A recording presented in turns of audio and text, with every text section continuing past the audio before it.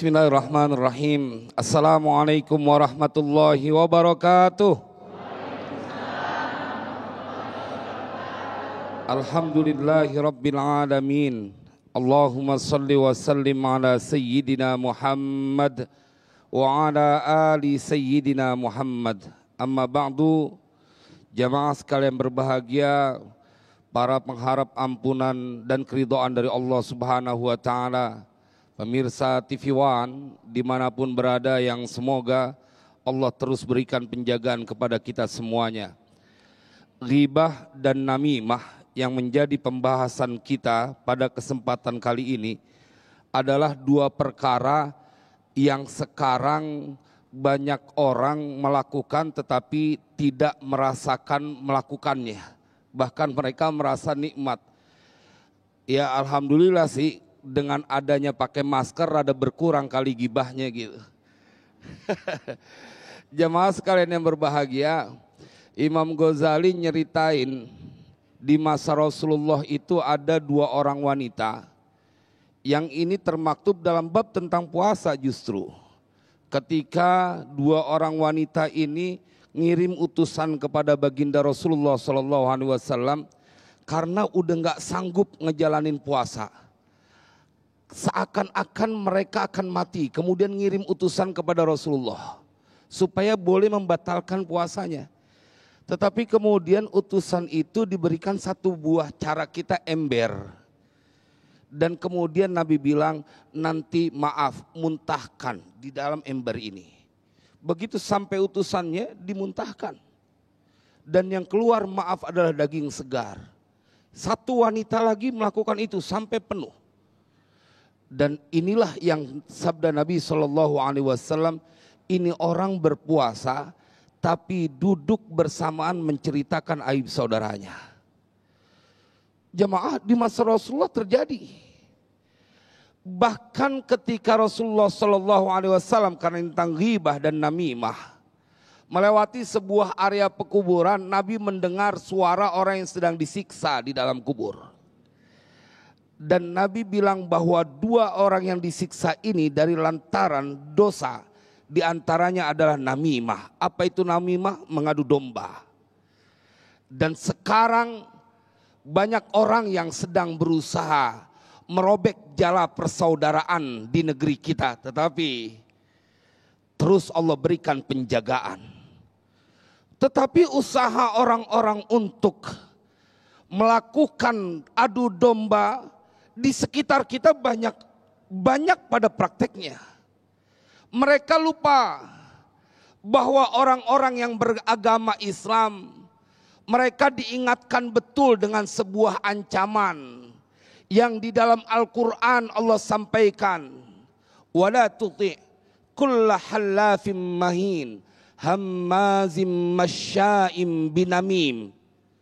Allah udah ingetin buat orang-orang yang mereka takut dengan siksaan Allah, buat mereka orang-orang yang disebut sebagai umat Nabi Muhammad SAW, mereka nggak bakal kena diadu domba, karena udah dipesan di dalam Al-Quran, ente jangan taatin ya orang-orang yang dia kerjaannya mondar mandir pengen ngadu domba.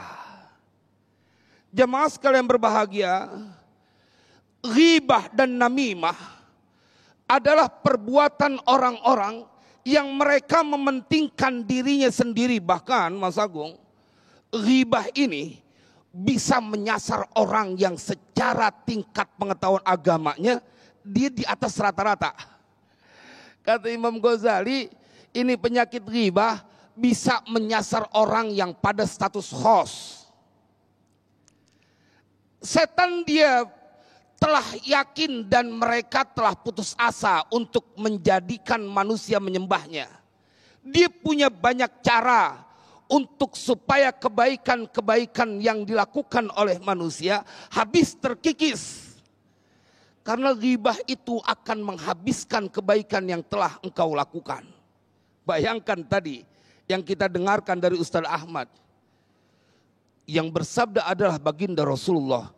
Hati-hati saat kau bercerita tentang keburukan saudaramu. maka sesungguhnya engkau telah melakukan dosa yang lebih besar daripada zina. Waliyadzubillah. Tetapi ini kan nggak banyak orang sadarin. Nggak puas rasanya kalau nggak menceritakan keburukan saudaranya. Mereka bahkan tidak cukup dengan lisannya, ditulis dalam sebuah status di Twitter atau media sosial lainnya. Padahal di masa Rasulullah Shallallahu Alaihi Wasallam, ketika Sayyidatuna Aisyah hanya memberikan isyarat tentang seseorang yang datang dengan sebuah isyarat, ini pendek orangnya, ngatain tuh orang pendek banget, itu udah gibah tuh.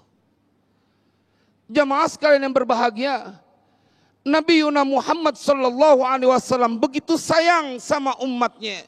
Jangan sampai ente punya kebaikan, kemudian pada waktunya saat dihitung itu semua kebaikan, ternyata banyak orang yang datang nuntut tentang ghibah yang kau lakukan saat di dunia. Jamaah sekalian berbahagia, karena itu keselamatan manusia tergantung kepandaian mereka dalam menjaga lisannya. Ustadz, saya bisa jaga lisannya. Jaga juga ente punya tangan.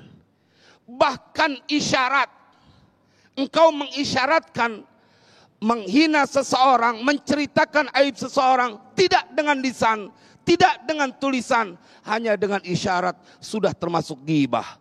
Dan bahkan engkau yang mendengarkan orang yang ghibah, sabda Nabi SAW, al-mustami'u ahadul mugtabaini. Orang yang dengerin seseorang yang menceritakan keburukan saudaranya, yang kalau sampai ke telinga orang yang diomongin, dimarah. Maka engkau mendengarkan, mulutmu tidak berkomentar, hanya mendengarkan, mengkonsumsi cerita ghibah itu. Sabda Nabi SAW, ente termasuk orang yang ghibah. Wah, ngeri bu, ngeri pak. Kalau kita ketemu orang yang menceritakan aib saudaranya, ketahuilah itu orang jangan-jangan juga sering menceritakan aib kita. Sama ketika ada orang yang ingin mengadu domba, memuji kita, menjelekkan saudara kita yang lain, ketahuilah jangan-jangan dia lakukan sama itu kepada kita. Karena orang-orang yang mereka melakukan ghibah dan namimah, mereka pasti di dalam hatinya ada kebencian kepada seseorang yang dia ghibah. Kata Imam Ghazali, sebab utamanya nih orang punya kebencian gak ketulungan, sehingga dia terus ingin membuka aib saudaranya, kendatipun orang itu dia tidak mengetahuinya, dia ingin membuka terus. Dan jamaah sekalian berbahagia, semoga Allah selamatkan kita dari semua perkara yang akan merusak ibadah kita kelak di yaumil qiyamah. Amin ya rabbal alamin. Luar biasa sekali, terima kasih Kiai. Dan itulah tadi pemirsa yang dirahmati Allah, dua mukadimah yang tentu saja menjadi bahan kita untuk bisa berdiskusi lebih dalam lagi, mencermati betapa kita adalah umat akhir zaman yang dihadapkan dengan ujian yang sangat berat dibandingkan dengan umat-umat terdahulu. Salah satunya adalah hadirnya teknologi yang memudahkan kita untuk ghibah, bukan dengan mulut kita, tapi dengan jari jemari kita. Insya Allah kita akan jawab pertanyaan-pertanyaan Anda selepas pesan-pesan berikut ini. Tetaplah bersama kami, Damai Indonesiaku.